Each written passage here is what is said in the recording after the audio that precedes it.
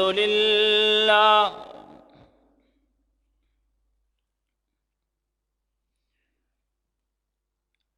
نحمده ونستعينه ونستغفره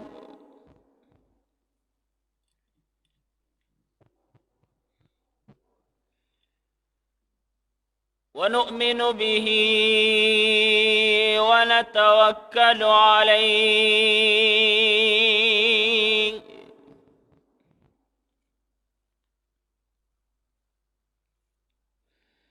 ونعوذ بالله من شرور أنفسنا ومن سيئات أعمالنا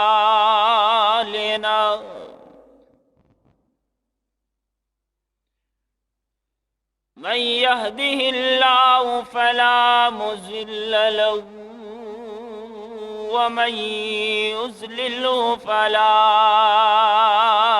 هادي له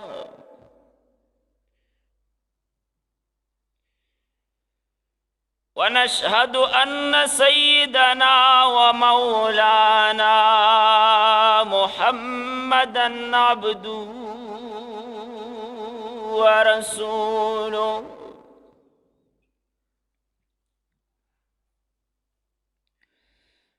سيد المرسلين وخاتم النبيين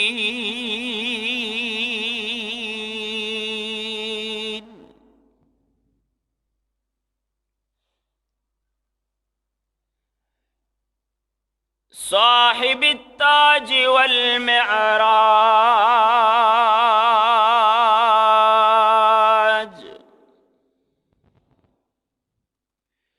سيد الإنس والجنات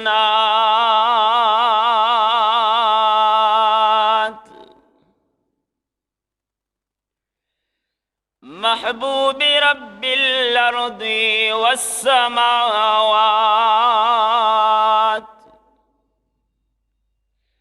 الذي اسمه مكتوب في الإنجيل والتوراة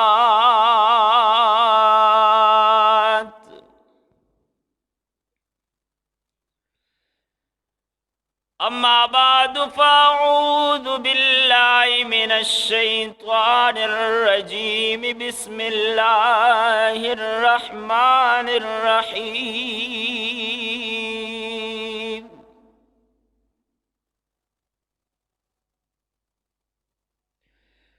هو الذي بعث في الأميين رسولا منهم يتلو عليهم آياته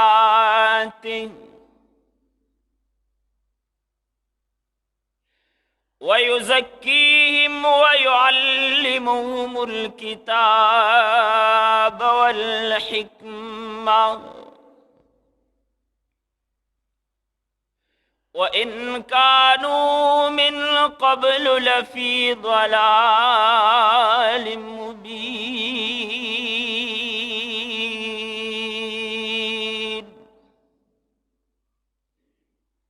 صدق الله وصدق رسوله النبي الكريم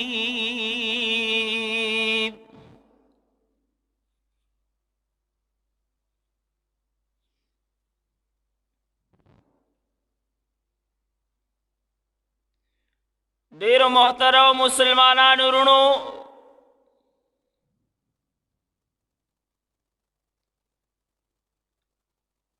دا زمنګ ستاسو دا محفل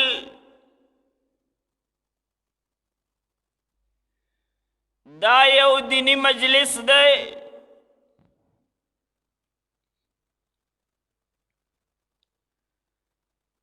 او دا د افادی او د استفادی په اساس باندې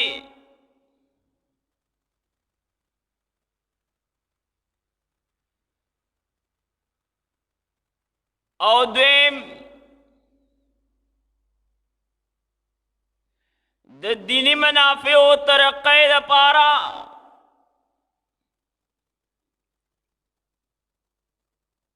چې منګه او تاسو په صراط مستقیم باندې روان شو.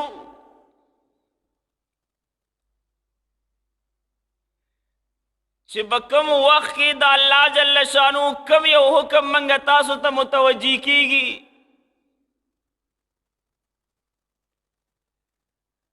د حکم ربانی په اساس باندې منګه تاسو د خپل ژوند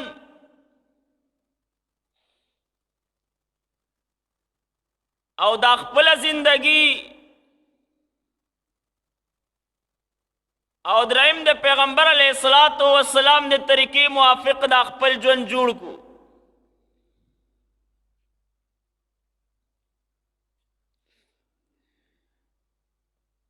محترم مسلمانانو رونو، د الله جل شانو یو قانون دے د ہدایت په حواله باندې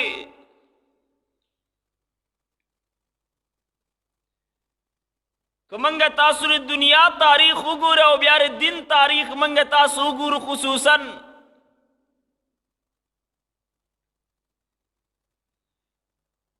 نو الله جل شانو په دوو طریقو باندې دو طریقې منگا تاسو ته د هدایت ښودلي دي. اوس چې کله دا دو طریقې منگا تاسو باندې رالی او دی په لاره باندې منگا لاړو، دا دواړه منگا فالو کړي، انو بیا منگا کلن بیا رائے ہدایت باندې روان یو. او کچرته کی دا دواړه طریقې نه هټ کر منگا تاسو دا خپل ژوند تیرو، انو بیا کلیتن منگا تاسو به گمراهای باندې روان یو. او کچرته کی منگا تاسو په دې دو طریقو کې یو طریقہ اپناو کړي، انو بیا دې لاره کې کوږوالی دی. لدی وجن الله جل شانو ہدایت موقوف کړل منگا تاسو ته په دو طریقو باندې. اوس د الله جل شانو د ہدایت په اساس باندې قانون څه شی دی؟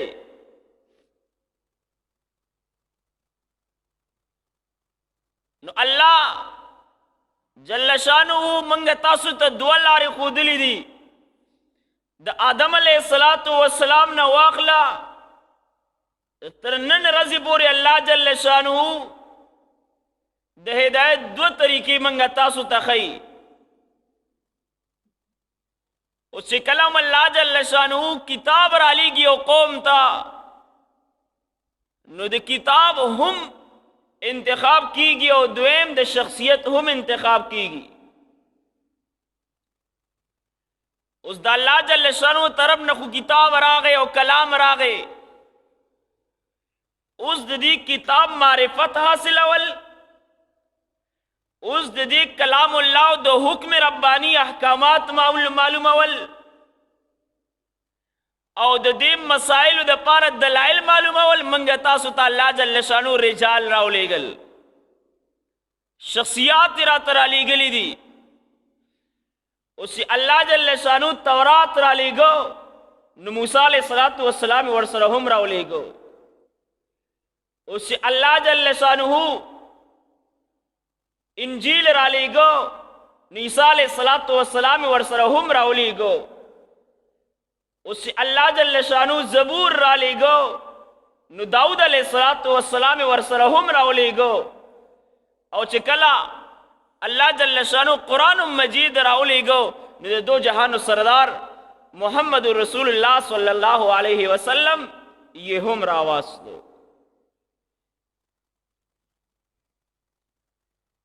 نو اللہ جل شانو قانونو هم دار چی منگا تاسو تا ہدایت دو لار خی، یو راتا کلام را لیگی او کتاب را لیگی، او دویم دا اللہ جل شانو منگا تاسو تا شخصیات را لیگی. اس دا شخصیت دے اللہ جل شانو دیتا علم ورکڑی، دے منگا او تاسو تا او خپل قوم او اقوامو تا دے دین ورکی، تعلیم ورکی، دین نہ حاصلی. ذکا اللہ جل شانو دا استاذ ہوئی او د انسانیت استاذ وي. دا د الله جل شانو یو قانون دی. اوس چې کله شخصیت انتخاب کوي نو د تعلیم ورکولو دپاره دنیا ته راځي، تعلیم حصول لپاره دنیا ته. او ځای په ځای باندې الله جل شانو فرمایي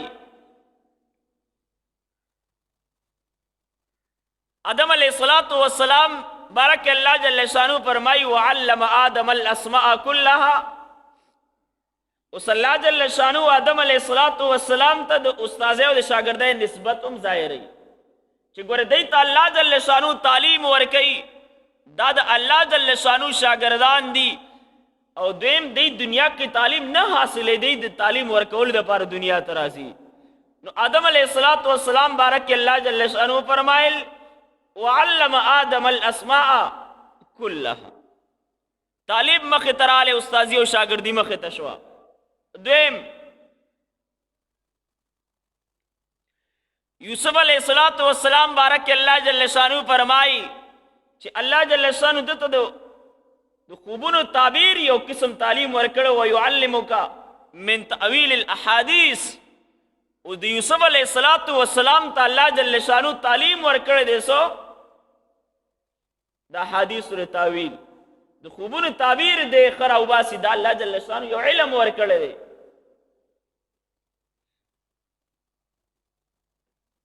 حضرت علیہ الصلوۃ والسلام بارک اللہ جل شانو فرمائی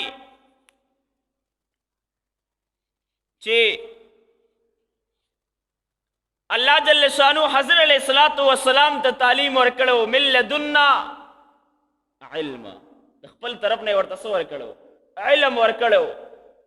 پیغمبر علیہ الصلوۃ والسلام بارکم اللہ جل شانو فرمائی هو الذی بعث فی الامیین رسولا منهم يتلو عليهم آياته ويزكيهم ويعلمهم الكتاب والحكمة وإن كانوا من قبل لفي ضلال مبين. وصل الله جل شانو دې رائے ہدایت منګ تاسو د دعا طریقې خي، یو راته کتاب را لیږي او بل راته شخصیت را لیږي. اوس دا دواړو فالو کول غواړي، ځکه په شخصیت سره منګ تاسو د دې کتاب معرفت حاصلو، ځکه په شخصیت سره منګ تاسو د کتاب احکام حاصلو، حکم ربانی حاصلو، ځکه په شخصیت سره منګ تاسو د کتاب مسائل او دلایل پیژنئ. دا د الله جل شانو یو قانون دی.